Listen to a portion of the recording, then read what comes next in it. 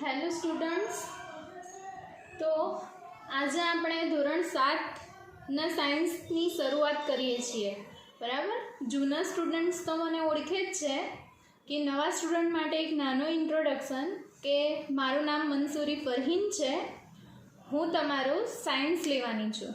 બરાબર. વિજ્ઞાન વિષય હું તમને ભણાવીશ અને વિજ્ઞાનમાં પણ હું તમને અમુક ચેપ્ટર ભણાવીશ. મતલબ કે જે આપણે બાયોલોજીનો પોર્શન છે, જે બાયોલોજીનો ભાગ છે, એટલા ચેપ્ટર હું તમને ભણાવીશ. એટલે કે જીવ વિજ્ઞાનના જે ચેપ્ટર છે હું તમને ભણાવીશ.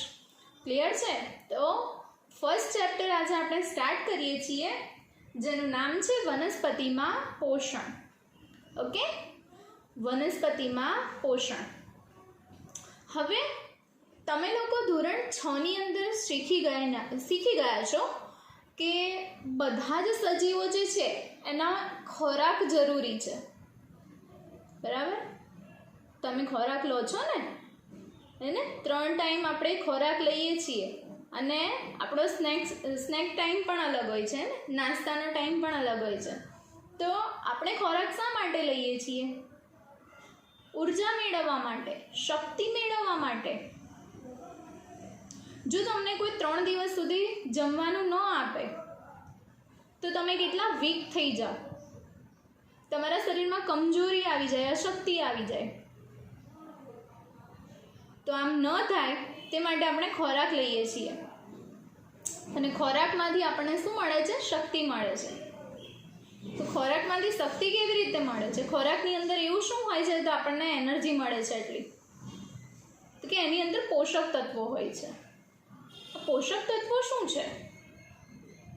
તો કે આપણા શરીરને જે ખોરાકના ઘટકો જરૂરી છે એને પોષક તત્વો કહેવાય. મતલબ આપણે જે ખોરાક લઈએ છીએ, તમે ક્યારેક ડૉક્ટર પાસે ગયા હશો અથવા તો નહીં ગયા હો અને તમારા મમ્મી પપ્પાએ કે દાદા દાદીએ તમને એવી સલાહ આપી હશે કે બેટા ખાટા ફળો ખાઈએ ને તો આપણને વિટામિન સી મળે. ચલો વિટામિન સીની વાત જવા દો, ડીપમાં નથી જવું, ખાલી ઓવરઓલ જોઈએ કે બેટા આપણે લીલા શાકભાજી ખાવા જોઈએ, દરરોજ એક ફ્રૂટ તો ખાવું જ જોઈએ, તો આપણા શરીરમાં વિટામિન્સ મળે છે. દરરોજ રોટલી ખાવી જોઈએ, ભાત ખાવા જોઈએ તો આપણને કાર્બોદિત મળશે. બરાબર છે. ડ્રાય ફ્રૂટ્સ ખાવું જોઈએ, દૂધ પીવું જોઈએ, પ્રોટીન મળશે, વિટામિન્સ મળશે એની અંદરથી. તો આવું બધું તમે સાંભળેલું હશે. તો આ જે પ્રોટીન, કાર્બોદિત, વિટામિન, ચરબી, આ બધું શું છે? તો એને કહેવાય પોષક તત્વો. શું કહેવાય એને? પોષક તત્વો કહેવાય.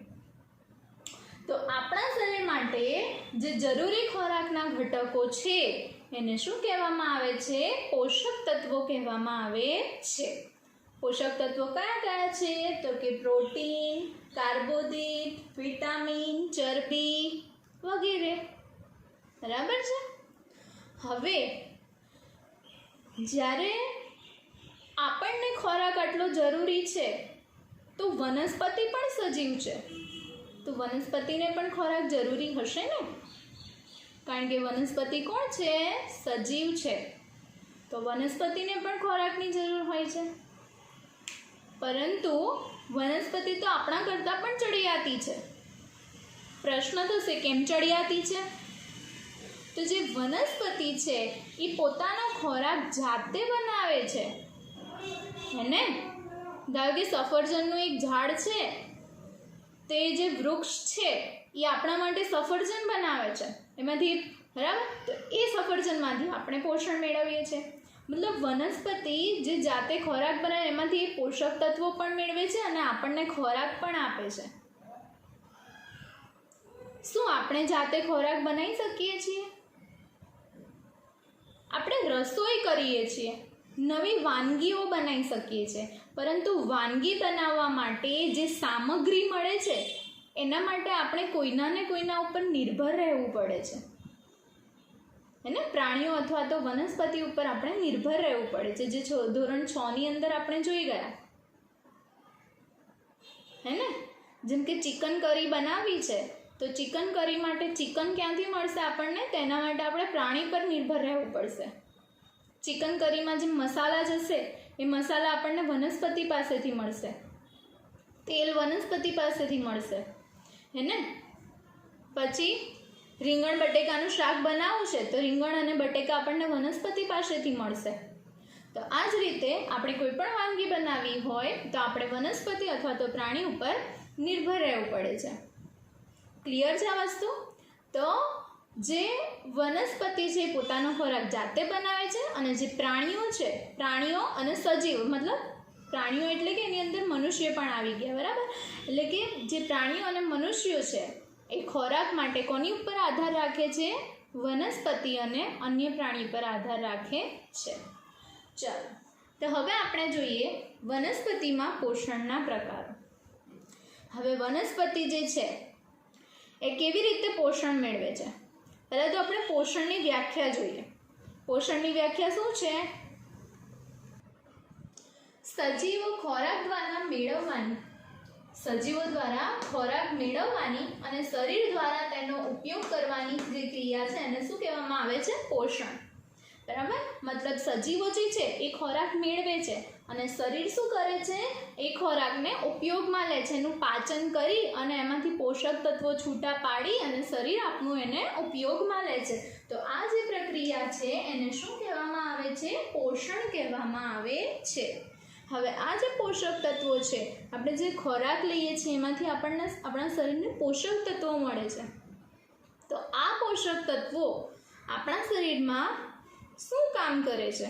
તો કે આપણા શરીરનું બંધારણ, શરીરની વૃદ્ધિ, પછી જે નુકસાન પામેલા જે ભાગો છે આપણા શરીરની અંદર એને સુધારે છે.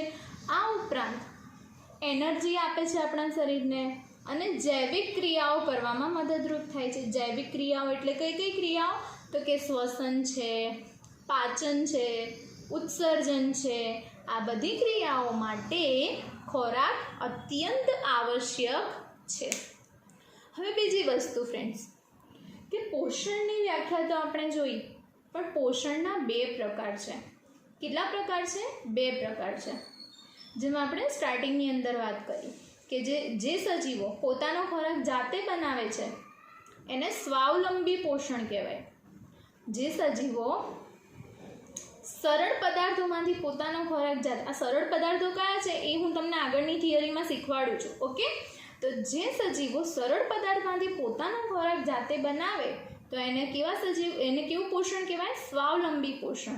અને જે સ્વાવલંબી પોષણ કરતા હોય એવા સજીવોને સ્વાવલંબી સજીવો કહેવામાં આવે છે. ઓકે, બંને સેમ જ છે. ફરીથી સ્વાવલંબી પોષણ શું? તો કે જે સજીવો સરળ પદાર્થમાંથી પોતાનો ખોરાક જાતે બનાવે એને સ્વાવલંબી પોષણ કહેવાય છે. અને આવા જે સજીવો છે એને સ્વાવલંબી કહેવામાં આવે છે. જેમ કે વનસ્પતિઓ પોતાનો ખોરાક કેવી રીતે બનાવે છે? જાતે બનાવે છે. એના માટે કઈ ક્રિયા કરે છે એ બધું આપણે આગળ ભણીએ છીએ. તો આપણે કેવી રીતે પોષણ મેળવીએ છીએ? આપણે છે, પછી પ્રાણીઓ છે, કેવી રીતે પોષણ મેળવે છે? તો કે આપણે બધા પરાવલંબી છીએ. પરાવલંબી એટલે કે બીજા ઉપર આધારિત છીએ આપણે, ને? તો જે સજીવો ખોરાક માટે અન્ય પર આધારિત હોય તેઓને શું કહેવાય? પરાવલંબી કહેવાય. અથવા તો બીજા પર આધાર રાખીને પોષણ મેળવતા હોય એને પરાવલંબી પોષણ કહેવામાં આવે છે. અને દાખલા તરીકે મનુષ્ય છે, પ્રાણીઓ છે વગેરે. તો તમને આટલી સમજ પડી ગઈ? પોષક તત્વો જોયા, પોષણ જોયું, પોષણના 2 પ્રકારો અને એના ઉદાહરણ. ક્લિયર છે આટલું? ઓકે, ચલો. હવે આપણને એ પ્રશ્ન ઉદ્ભવે છે કે વનસ્પતિમાં ખોરાક બનવાનું જે કારખાનું છે એ ક્યાં હોય છે? શું વનસ્પતિના જે બધા જ અંગો છે એ બધા અંગો ખોરાક બનાવે છે? વનસ્પતિ શેમાંથી ખોરાક બનાવે છે? હેને, ફ્રૂટ્સ કેટલા મીઠા મીઠા હોય છે, હેને? અમુક વેજીટેબલ્સ તમને કેટલી પસંદ હોય છે, તો એટલું સરસ એ શેનામાંથી બનાવતું હશે? તો આટલા બધા પ્રશ્નો તમારા મનમાં થાય છે તો મૂંઝવાઓ નહીં, પરંતુ આપણે બધા પ્રશ્નોની ચર્ચા 1 by 1 કરીએ છીએ. તો પહેલો મુદ્દો છે કે વનસ્પતિ જે છે એ પ્રકાશ સંશ્લેષણની ક્રિયા દ્વારા પોતાનો ખોરાક જાતે બનાવે છે, હેને? વનસ્પતિઓ પોતાનો ખોરાક જાતે બનાવે તો એના માટે કઈ ક્રિયા કરે છે? પ્રકાશ સંશ્લેષણની ક્રિયા કરે છે. વનસ્પતિના કયા અંગો પ્રકાશ સંશ્લેષણની ક્રિયા કરે છે? એટલે હમણાંનો પ્રશ્ન કે વનસ્પતિમાં ખોરાક બનાવવાનું કારખાનું કયું છે? તો કે વનસ્પતિના જે પાંદડા છે ને એ ખોરાક બનાવવાનું કામ કરે છે. વનસ્પતિના પર્ણો. વનસ્પતિના બધા અંગો ખોરાક નથી બનાવતા. ક્યારેય તમે સફરજનનું ઝાડ જુઓ તો એના પ્રકાંડ હોય, એનું જે થડ હોય એના પર સફરજન લટકતા હોય છે? એના મૂળમાં સફરજન લટકતા હોય નહીં ને? તો એના જે પર્ણો હોય છે એ ખોરાક બનાવવાનું કાર્ય કરે છે. નેક્સ્ટ, કે વનસ્પતિની અંદર પર્ણમાં આ પ્રક્રિયા થાય છે. એટલે કે વનસ્પતિના જે મૂળ છે એ મૂળ જમીનની અંદરથી શું શોષણ કરશે? આપણે ખાતર ક્યાં નાખીએ? જમીનની અંદર. જમીનમાં પોષક તત્વો પણ હોય છે, તો એનું શોષણ કોણ કરશે? પોષક તત્વોનું અને પાણીનું. તો કે મૂળ જે છે એ એનું શોષણ કરે. તો મૂળ શું કરશે? જમીનની અંદરથી આ બધાનું શોષણ કરશે. હવે એને ક્યાં પહોંચાડવું પડશે? પર્ણ સુધી પહોંચાડવું પડશે. કારણ શું? કારણ કે પર્ણ શું બનાવે છે? ખોરાક બનાવી રહ્યો છે. એટલે આ બધી કાચી સામગ્રીની એને જરૂર પડશે, હે ને? એટલે આ બધાનું પરિવહન ક્યાં સુધી થશે? પર્ણ સુધી થશે. ક્લિયર છે આ વસ્તુ? અને વનસ્પતિમાં જે પાંદડા હોય ને એની ઉપર નાના નાના છિદ્રો આવેલા હોય છે. આ જે છિદ્રો છે એને શું કહેવામાં આવે છે? પર્ણરંધ્ર કહેવામાં આવે છે. એટલે કે પ્રકાશ સંશ્લેષણની જે પ્રક્રિયા કરશે એના માટે વનસ્પતિને કાર્બન ડાયોક્સાઇડની જરૂર હશે. તો આ કાર્બન ડાયોક્સાઇડ વાયુ શેના દ્વારા એ લેશે? આ જે પાંદડા ઉપર જે નાના નાના છિદ્રો આવેલા હોય છે એના દ્વારા એ કાર્બન ડાયોક્સાઇડ વાયુ લેશે. અને આ છિદ્રોને શું કહેવામાં આવે છે? પર્ણરંધ્ર કહેવામાં આવે છે. ઓકે, ચલો આગળ જોઈએ. હવે કે તમને કોષ વિશે થોડીક ડિટેલ આપી છે. તમે પેજ નંબર 2 ઉપર જોઈ શકો છો. બ્લુ કલરનું બોક્સ છે, હે ને? મતલબ અહીંયા હું તમને સમજાવું છું કે કોષ શું છે. કોષ વિશે તમારે ધોરણ 8 અને ધોરણ 9ની અંદર ચેપ્ટર જ છે આખું, બરાબર? એટલે એની અંદર તમે ડિટેલ ભણશો, પણ અત્યારે ખાલી ઓવરઓલ વસ્તુ જોવાની છે કે કોષ શું છે. તો આપણું જે મકાન છે શેમાંથી બને છે? ઈંટોમાંથી બને છે. મતલબ એક પછી એક ઈંટો મૂકીએ એટલે એક દિવાલ ઊભી થાય, દિવાલો જોઈન્ટ થાય એટલે એક રૂમ બને, અને રૂમ જોઈન્ટ થાય એટલે એક સરસ મજાનું આપણું હોમ સ્વીટ હોમ, બરાબર, ઘર બની જાય છે. તો એવી જ રીતે આપણા શરીરનું નિર્માણ કરવું હોય તો એના માટે શું જરૂરી છે? કોષ જરૂરી છે. કોષ શું છે? તો કે ઈંટ જેવું કામ કરે છે. આપણા શરીરનું ચણતર કરવાનું કામ કરે છે. ઈંટ જેવો નથી હોતો કોષ, બરાબર? આ તો ખાલી એની સરખામણી કરી છે, બરાબર? કોષ એ અત્યંત સૂક્ષ્મ હોય છે, જેને આપણે નરી આંખે જોઈ શકતા નથી. મતલબ આપણા આખા શરીરનું સર્જન કોની અંદરથી થાય છે? એક કોષમાંથી થાય છે. ઓકે, માતાના જે ગર્ભની અંદર આપણો વિકાસ થઈ રહ્યો હોય છે ત્યારે એ જે વિકાસની શરૂઆત છે એ માત્ર એક કોષમાંથી થાય છે. ક્લિયર છે આ વસ્તુ? બરાબર. આ જે કોષ છે એ કોષની અંદર શું આવેલું હોય છે? કોષરસ સ્તર આવેલું હોય છે. આપણું જે કોષ છે એની આસપાસ એક પાતળું આવરણ આવેલું હોય છે જેને કોષરસ સ્તર કહેવામાં આવે છે. એની મધ્યમાં કોષ કેન્દ્ર આવેલું હોય છે. હું તમને આકૃતિ દોરીને બતાવું.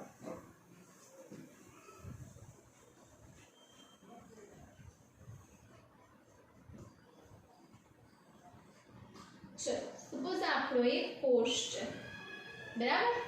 આ જે કોષ છે ને, આ જે મેં લાઈન બનાવી ને ગોળ, આને કહેવાય કોષરસ સ્તર. શું કહેવાય? કોષરસ સ્તર. હવે તમારે અહીંયા બે વસ્તુ આવે છે, એક તો કોષ દિવાલ અને કોષરસ સ્તર. તો જો વનસ્પતિ કોષ વિશે આપણે વાત કરતા હોઈએ તો આને કોષરસ સ્તર કહેવાય નહીં. પ્રાણી કોષની વાત કરતા હોય તો એ કોષરસ સ્તર છે, કારણ કે વનસ્પતિ કોષ અને પ્રાણી કોષ બંનેથી અલગ છે. તો હું અહીંયા બનાવું છું વનસ્પતિ કોષ. જેમ કે આ જે મેં બનાવ્યું આને કોષ દિવાલ કહેવાશે. શું કહેવાય? કોષ દિવાલ કહેવાશે, બરાબર? હવે એની અંદર એક આવરણ આવેલું હશે, આવી રીતે પાતળું એક મેમ્બ્રેન આવેલું હશે, તો આને કહેવાય કોષરસ સ્તર. આ શું છે? કોષ દિવાલ. આ શું છે? કોષરસ સ્તર. અને વચ્ચોવચ એક ઘટ્ટ કેન્દ્ર આવેલું હશે જેને કહેવાય કોષ કેન્દ્ર. બરાબર. અને આ જે આજુબાજુનો જે ભાગ છે ત્યાં શું આવેલું હશે? કોષ રસ આવેલો હશે. શું હશે? કોષ રસ. ફ્રેન્ડ્સ, આ ખાલી એક સામાન્ય ખ્યાલ આપું છું તમને. બરાબર છે. કોષની આકૃતિ આવી નથી હોતી. તમે ધોરણ 8 ની અંદર એકદમ સુવિકસિત કોષ કોને કહેવાય એની અંદર જુદી જુદી અંગિકાઓ સહિતની આકૃતિ તમે જોશો ધોરણ 8 અને 9 માં. આ તો ખાલી તમને હું શબ્દોનો ખ્યાલ આપું છું કે કઈ વસ્તુ કઈ જગ્યા પર આવેલી હોય. બરાબર. આ શું છે? કોષ દિવાલ. બરાબર છે. એની અંદર એક પાતળો પડદા જેવી રચના હોય એને શું કહેવાય? કોષ રસ સ્તર કહેવામાં આવે છે. વચ્ચે જે ઘટ્ટ જગ્યા હોય છે એને શું કહેવાય છે? કોષ કેન્દ્ર. અને આ જે લિક્વિડ આવેલું છે જેલી જેવું એને શું કહેવામાં આવે છે? કોષ રસ કહેવામાં આવે છે. ચલો, આટલું તમને સમજાઈ ગયું? ઓકે, હવે આપણે આગળ જઈએ. વનસ્પતિમાં પ્રકાશ સંશ્લેષણની ક્રિયા. બરાબર. પહેલાં તો હું ચલો સમીકરણ લખી નાખું છું અને પછી આપણે જોઈએ છે આગળ. ચલો, આ છે પ્રકાશ સંશ્લેષણની પ્રક્રિયાનું રાસાયણિક સમીકરણ જે મોસ્ટ આઈએમપી છે આ ચેપ્ટર માટે. ઓકે, તો આ છે પ્રકાશ સંશ્લેષણની પ્રક્રિયાનું રાસાયણિક સમીકરણ શબ્દોમાં દર્શાવ્યું છે. ઓકે, તો પહેલા છે કાર્બન ડાયોક્સાઇડ. એટલે વનસ્પતિને શાની જરૂર પડે છે? તો કે કાર્બન ડાયોક્સાઇડની અને પાણીની જરૂર પડે છે. ઓકે, આ બંને પદાર્થોની મદદથી કોની હાજરીમાં? તો કે સૂર્યપ્રકાશની હાજરીમાં અને હરિત દ્રવ્ય એની પણ જરૂર પડે છે. બરાબર.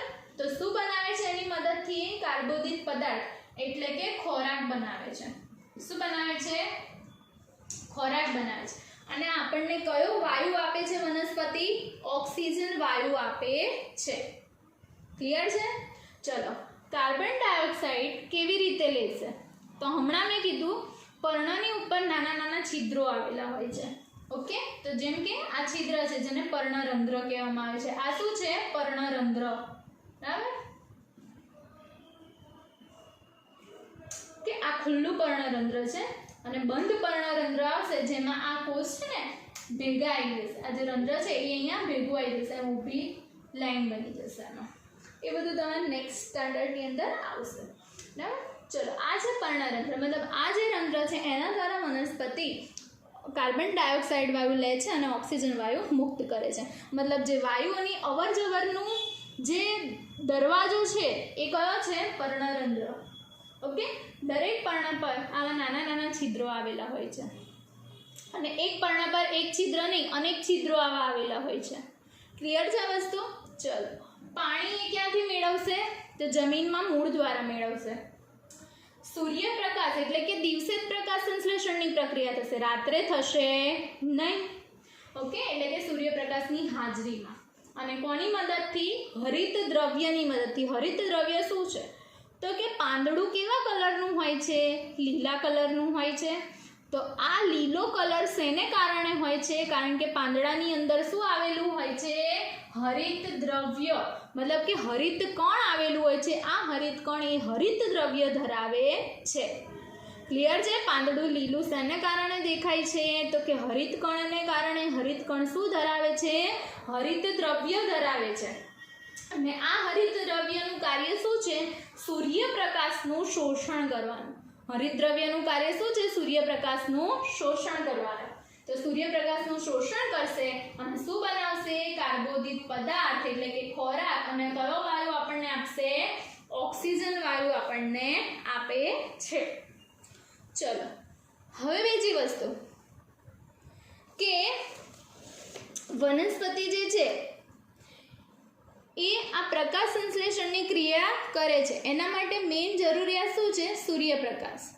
સૂર્ય એ બધા માટે અદ્વિતીય સ્ત્રોત છે. પ્રકાશ જો સૂર્ય ના હોય તો પ્રકાશ સંશ્લેષણની ક્રિયા થશે નહીં. હવે તમને એવો પ્રશ્ન પૂછે કે પ્રકાશ સંશ્લેષણની વિના પૃથ્વી પર જીવન અશક્ય છે, કારણ આપો. તો કે પ્રકાશ સંશ્લેષણ વિના કોઈ પણ ખોરાક બને નહીં. લગભગ બધા જ સજીવોનું અસ્તિત્વ કોની ઉપર છે? વનસ્પતિ દ્વારા બનાવેલા ખોરાક ઉપર છે. અને જો પ્રકાશ સંશ્લેષણ જ ના થાય એટલે કે ખોરાકની ગેરહાજરીમાં પ્રાણીઓ અમુક સમયમાં મૃત્યુ પામે છે. એટલે કે આપણા બધા જ માટે પ્રકાશ સંશ્લેષણની ક્રિયા આવશ્યક છે.